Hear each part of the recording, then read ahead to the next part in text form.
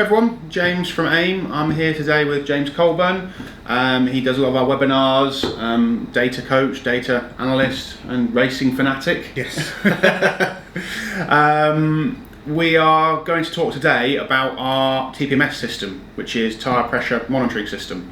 So here it is. So we've got just a little receiver here, which obviously comes with a small cable or harness which you can obviously extend, put a connector on like we have done here to go into your loom for your car, and obviously comes with 4 sensors. So obviously for pairing these sensors, that you can either ask us to do it when you purchase the system originally and we can program them to your receiver, or if you, for example, you bought 4 sensors and afterwards you decided to go for more sensors with other tyres, you can also then get a handheld reader here which you can then program the sensors with a device. But if you knew you'd got 4 sets of tyres, for example, you can ask us to program 4 sets of sensors for your receiver, so that whenever those wheels come into range for the receiver, it just automatically switches over.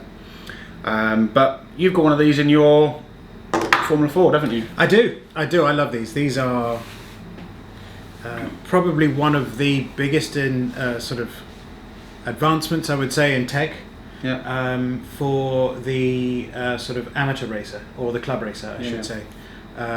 Because previous tyre pressure monitoring systems that would do all sorts of analysis of the outside and the inside of the tyre, sort of middle, out and inside and those sort of things, super expensive. Oh yeah, really expensive. And cost prohibitive in many respects. So when these came out, this was one of the sort of things that I wish I'd had on every race car that I've worked with, because they are absolutely fantastic. And I've got it on both the older sort of, I have 2 Formula Fords, one's a 1988 and one's one of the more modern machines, so I have these on both, and they are now a staple of sort of analysis that we look at now. Absolutely fantastic. No, great. No, they're brilliant, and like you said, from a cost point of view, I mean, I know we were selling TPMS systems maybe about 3 years ago, and you were talking 500 quid for a sensor, £1,000 for the receiver, and it was crazy money. Like, you were probably looking 5-6 grand for a system with all the harness and everything, and now you're looking at, what's this, £450 for the receiver and 4 sensors. So the price has come down phenomenally, and obviously that then makes it available to a lot more people. Yeah, totally. And it's that tipping point, right? It's that point when you think about the fact that you could attach this unit to an AIM Solo 2DL, which would give you sort of the data that you would need to really improve your understanding of how your tyres are working. And it's always seemed that sort of that dynamic which exists, which is where you go from sort of like, okay, I've got a data logger which, you know, is £600-700, and I've got a £2,000-3,000 sort of tyre pressure monitoring system, and that it didn't seem to make sense.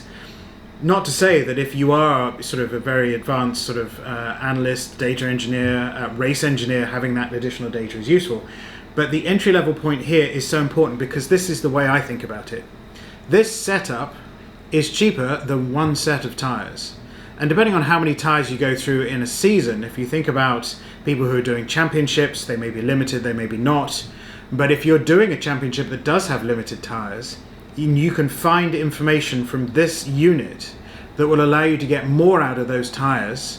That's a really useful piece of information to be able to have. And so to understand how your tyres are behaving, to understand both the pressures and the temperatures throughout potentially a session, or not potentially, definitely a session, is a really useful piece of information to have. Because when you think about all of the series, so I run Formula Ford, you're limited to a number of tyres part of the season. At certain times, you may be using sort of older tyres for a race that arguably, you know, if you understood how they work better, you may be able to get more out of an older set and a new set.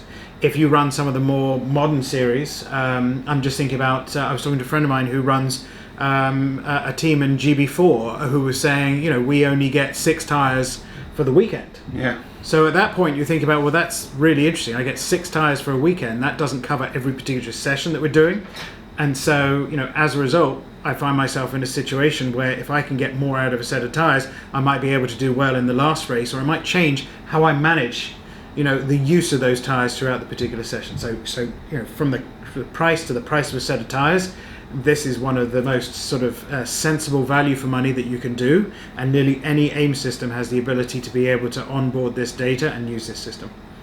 Yeah, and like you say, it's the cost saving, for example, like you say, with a set of tyres. I mean, I've got a few friends of mine who race in the Mini Challenge. It's a classic example of this, and obviously they've got TPMS systems in the car.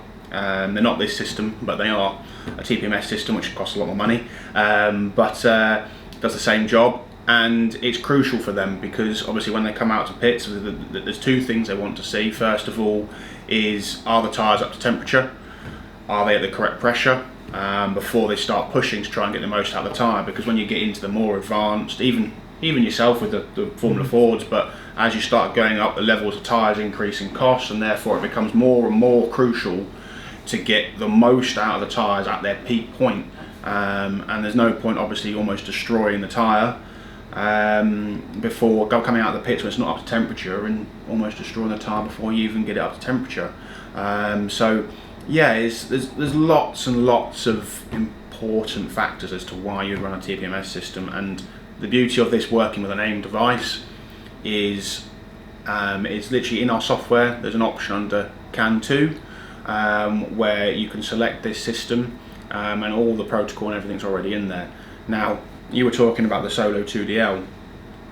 The Solo 2DL, so some devices have only got one CAN port, so for example Solo 2DL, the Evo 4. So in that situation you would need to run either this or the ECU connection. You couldn't run both at the same time. So like for your Formula 4, there's no ECU, so there's no worry about that. You can run this straight into the ECU port.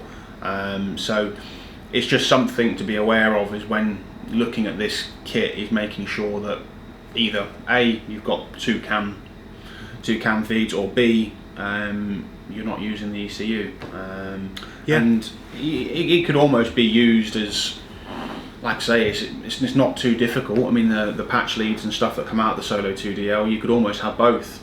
I mean, you could have your feed for your ECU, couldn't you? And then you could have your feed for your TPMS. Yeah. And you could use one at a time. There's lots of possibilities, but it's just to be aware that some of the smaller AIM devices, you have to go one or the other, don't you? Yeah, totally, and that's a really good point. And I think that that's some of the questions that I've had over the time. I'm lucky, as I said, I'm running an older vehicle, no ECU to talk of, so I can use that port. And so yeah, that has come up as a particular talking point. And actually, interestingly enough, we just did.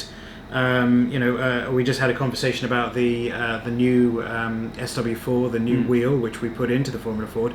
That's an interesting, exciting opportunity where there are multiple ECU inputs, and so I could use one in the Formula Ford for this. I could use it for something else that required an ECU. But what it also means is if you have that wheel as an example in any of your particular cars, as much as any of the dashers and other areas or loggers, you're in a position where you can use that. But I think that the most sort of interesting part of this is invisible tech in the car that really comes to life in the data. And it really comes to life in how you use it both in the car and how you use it in your analysis going forward. And so, I think that it's important to point out. So James, tell me, what exactly is the TPMS system monitoring, and how does it do it? Okay, so obviously with the sensors here, you've got a temperature and a pressure inside the sensor. It samples at 2 times a second, 2 hertz. It sends a signal wirelessly to the receiver, and then obviously the receiver here is wired to the car, and that information is then sent via CAN to the logger, to the DL, whatever it may be, to the steering wheel like we were just talking about. So in that you can then, obviously you've got a temperature feed and you've got a pressure feed channel for each individual wheel, so you can see exactly what's going on from both points of view. Excellent, yeah, and I think that the important part of this, from my point of view, is that relationship between pressure, temperature, and grip.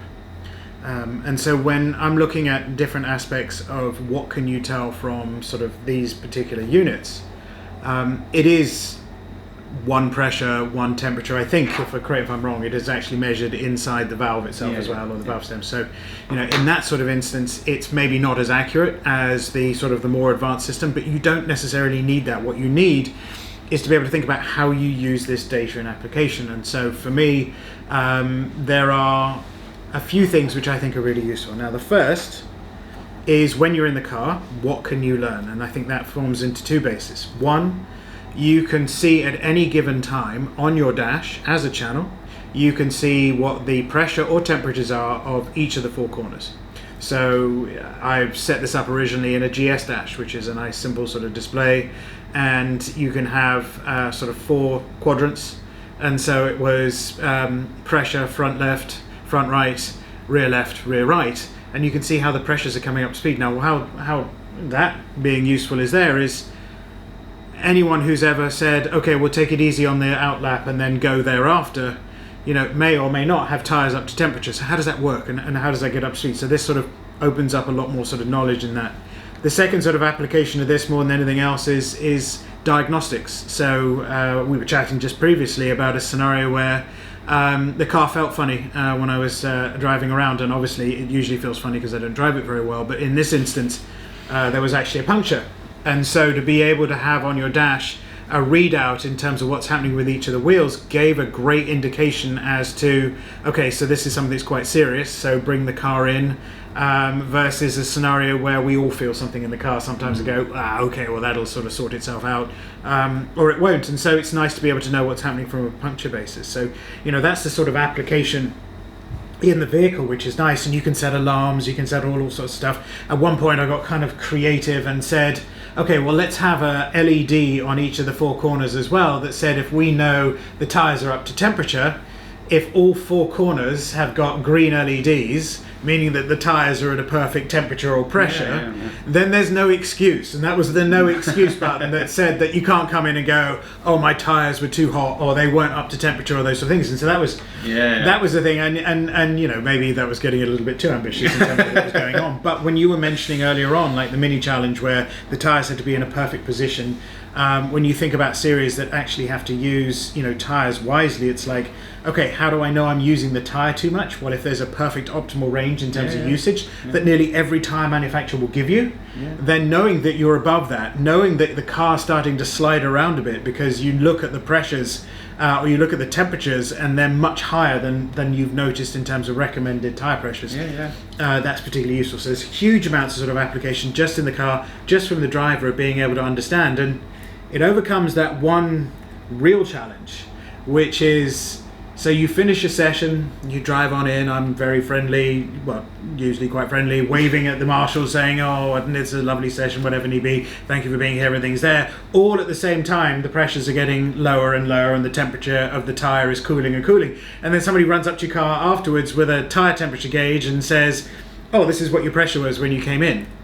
No. Well, no, that's not the temperature pressure there was when I was actually running. And so this just takes away a lot of that mystery, which I think is really useful. And also it's stored in the data, isn't it? So totally. Everything, exactly. So you never have that scenario where you're like, okay, at this particular moment. So that's when you can start thinking about your analysis. And this is the second phase. This is why these are so useful in terms of understanding. It's sort of, I'll give you a great example. We run an event called the Walter Hayes Trophy in Formula Ford, 100 plus entrants in late October, early November, usually in Silverstone, where it's cold. If it rains on a Friday, the track is still wet by Sunday. And so it's true, it sort of, it only dries up when we all go home on Sunday afternoon. But in that instance, what's fascinating is you can also understand how long it takes in analysis to be able to see how long does it take for your tyres to come up to temperature? How long does it take for the pressures? What changes the most in terms of your tyre? Is it how great an impact does pressure have on the temperature of the car? And more importantly than anything else, what is the optimal pressure to be able to get the maximum grip? Now, a lot of my friends who I work with in terms of data analysis, I'm a bit like a magpie. I learned this from one of my friends in the US. He and I sat down one day and I said, look, I've got this tyre pressure monitoring system. I get what I can see in the car. What can we do from analysis? Well, we set up some XY plots. We've actually done a webinar on this, and so it's on the AimShop site that you can look at as well. And what we did at each 4 corners, what we set up was we said, all right, well, let's look at the lateral G-force, which represents how much grip you can get from the tyre, cross-referenced in terms of an XY plot with the pressure of the tyre. And then what you can see is you can see where you're getting the maximum spread left to right in terms of grip and at what particular temperature. So then if you plotted those out over a session, you can identify what that perfect pressure is where you get the most left and right grip. And depending on what track you're at, where you want to go, you might just want more left hand grip than right. If you're at somewhere like Lime Rock in the US, where I used to live, there is one left hand turn. Just one on the whole track. So in that instance, you probably want to make sure you've got as much grip on the left-hand side rather than the right-hand side type of thing. And so in that instance, you may set up for grip in different areas in terms of I want it left or right, however you want. But what you can do then is you can start understanding the sort of like the pressure and the temperature sort of curve for the session, for the grip. And so now all of a sudden you can start understanding the dynamic of the tires, and so this is a fantastic feature for that. And so the last thing I've started to have a look at now, and I mean anyone who sees my Formula Ford results will know that I need all the help that I can get. But in many instances, one of the things that I actually truly love in the car that we have is we can change the bias. One of the things that's really interesting with the pressure and temperatures, and I'm working through is it pressure or temperature in analysis I'm looking at now, is do you have a different level of grip? I have a brake pressure sensor at the front and a brake pressure sensor at the rear, and then a valve, so I can see what the bias looks like. So what we can start looking at is to be able to say when the tires are cold, do you get better or worse grip from the rear tires, and do you need to adjust the bias? Obviously the front tires warm up a little bit faster because you're moving them to steer the car. So do I need more bias at the rear to be able to make the rear tires work at the beginning of the session, and then as the tires warm up at the back I can move the bias a little bit more to be able to get an effective better spread in terms of braking performance? All of this is possible from this little unit that sits in the tire, and I have to say that it's one of my favorite invisible, I would say, features that you can't actually see in the car. Well, if you've hidden it well enough, you can't see it. So yeah, it's a great unit. And it's like you said, especially here in the UK where we've got winters that seem to last all year, we have now, including July. Yeah, including July where we are now. And it's pissing it down with rain outside. But we have really cold, wet winters, and like you said, at Brands Hatch for the Formula Ford Festival and stuff like that, it's. You go there and it's dark, miserable and wet, and if you go out on slicks or track might hopefully at some point start to dry, and you go out and you want to make sure you've got the tyres up to temperature, don't you? Or when's the right time to push, and that's almost like a safety feature more than anything. It's because if you go out there and try and push too hard and the tyres are rock solid and cold and not gripping, you can go straight off the gravel and do some serious damage. Yeah, definitely. And slicks is a very interesting thing. So in different series that I've run, and I was actually just watching a video of a friend of mine who said tried too hard on the outlap, and you can see them having a little bit of a tried too hard in the corner. Depending on the tyres that you're using and everything, and I'm obviously preaching to people who probably use them more than I do, is that if you try a little bit too hard in the tyres that we use on our car, typically it's a progressive sort of slide. You either get a lot of understeer, oversteer is sort of ambitious in a car with 115 horsepower. But if you're using a slick, typically you get to a certain point that it grips, goes. And you lose very quickly the grip just like that. And that's where that safety aspect is. And so knowing where you are within that window and knowing where you are in that grip pattern is there. And I think I remember, I sort of relate different sort of experience. Anyone who watched the 24 Hours of Daytona this year, where they had different tyre compounds for night because it was going to be cold, it was taking the, I think they were called, not Daytona prototypes, they were almost like the prototypes they were going to use for Le Mans this year. It took them like 3-4 laps to get those tyres, and they were being passed by the series beneath them, I think it was sort of the GT cars, because they couldn't get that tyre up to temperature and be able to do the most with it. Now obviously in that instance that's a professional who knows how to get the most out of the tyre, but oftentimes knowing where that optimal range is just potentially gives that confidence to say, okay, I can push now. Obviously, finding yourself facing oncoming traffic or being sort of nose deep in a tyre wall also tells you that, but at the same time I think this is a more cost-effective option. I think like you said, it's when you mention professionals and stuff, they know that it's the tyre that's not up to temperature, so they know it's just going to take a few laps. But like you say, for an amateur that comes into the sport, there's so many unknowns as to when you go on track, especially in the winter. I've coached a lot of people, same as yourself, and I've driven myself as well, and I think when you're new to a sport and everything's a new feeling, if you go out on a track where you haven't driven slicks in the rain or you haven't driven slicks on a damp track, there's so many unknowns as to what you're trying to think as to is the problem. If you've got something on your dashboard and you know, for example, that a normal day the temperature of the tyre is sitting at X and the pressure's sitting at Y, if you go out there and you're sliding all over the place, at least you can look at the display and go, well, the tyres are nowhere near up to temperature, so we either need to change something with the pressures, or I just need to wait for the tyres to come on.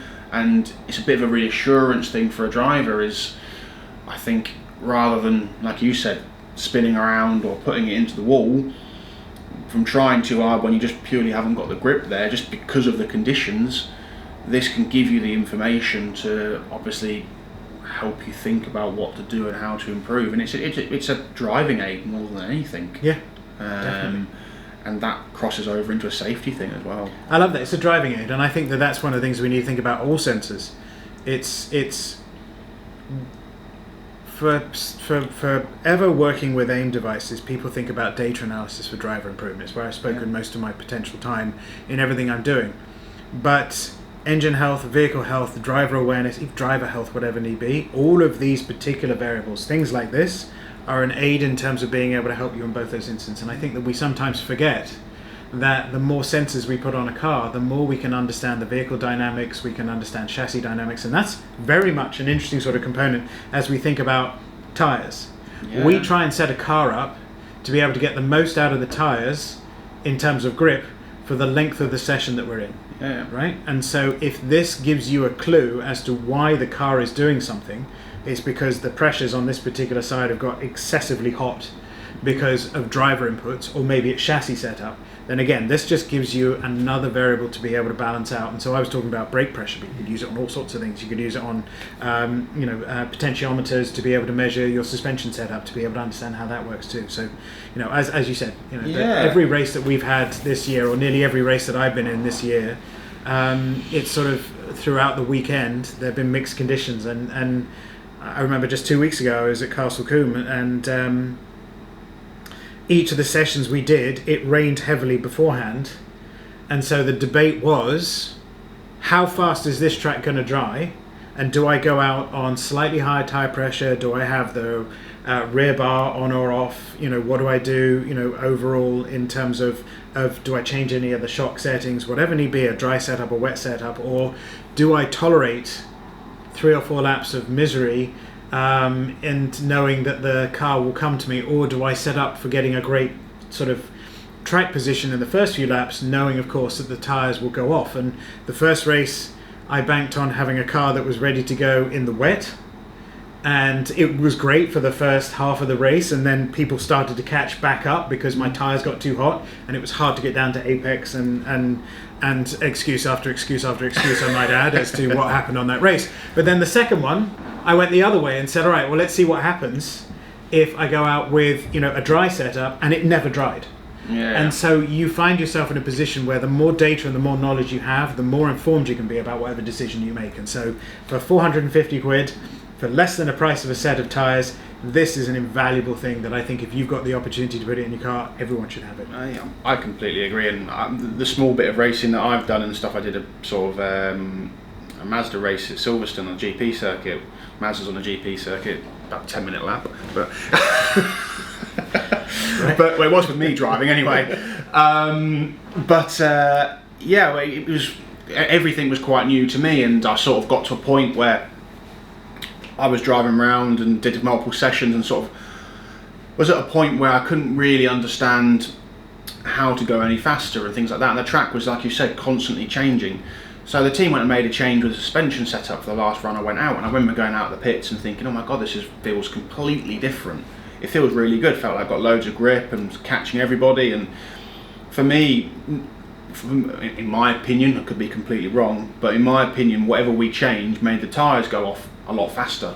Because I got to about 5 or 6 laps into the session, and then the car just started sliding around and moving around everywhere.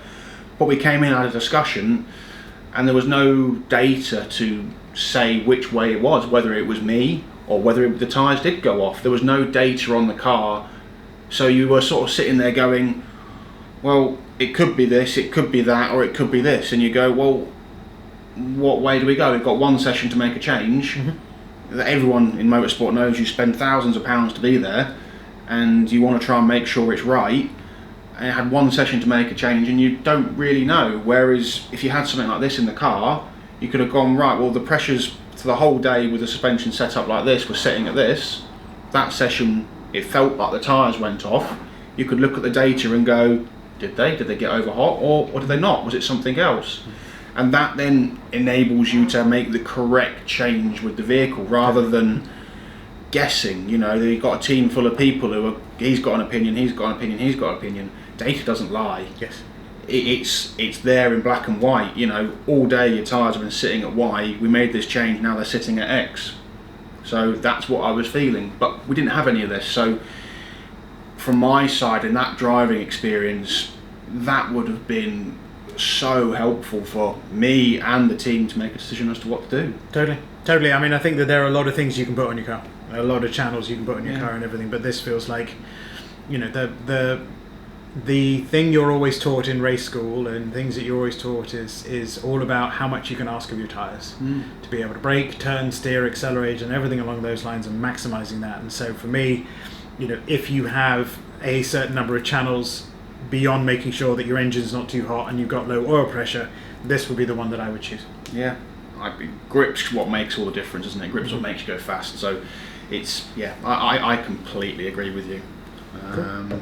Yeah, so no, I think that's everything sort of I've got to say about you. Anything else to add, or no? No, I just thoroughly recommend it, and all I would say is that we've done webinars to be able to help understand how they work, which, you know, obviously they were made by us, so they're well worth watching, but in the reality is that we do walk through the fundamentals of the how to set up the software to be able to make the most out of this device, because that is inherently the challenge. It's very easy very quickly to see the inherent value of an AIM Solo 2 because you see the lap time on screen and it gives you everything you need in sort of response. This is one of those pieces of equipment that the investment needs to be done in the software to really get the most out of it. So I'd recommend the webinars that are available, I think, on AimShop.com, and yeah, absolutely well worth watching.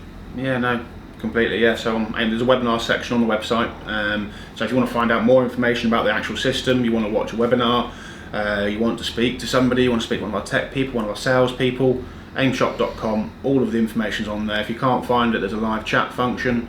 Ask one of our guys and they'll direct you to where everything is, or put you through to the right person to speak to, and we can help you out from there. But yeah, we're both driven on track, we both understand how valuable a system like this is, and like you say, everyone knows how expensive Motorsport is, you don't need to say it. And for 450 quid, if it can save you 2 sessions on track, it's already earned its money. So for me, it's one of those systems that, yeah, it's a must-have. Agreed, totally agree. Great, thank you very much. So yeah, aimshop.com, phone number's on there, give us a call, give us a chat, anything you want. Thank you very much for watching. Yeah, thank you, James. Thank you for having me. Cheers.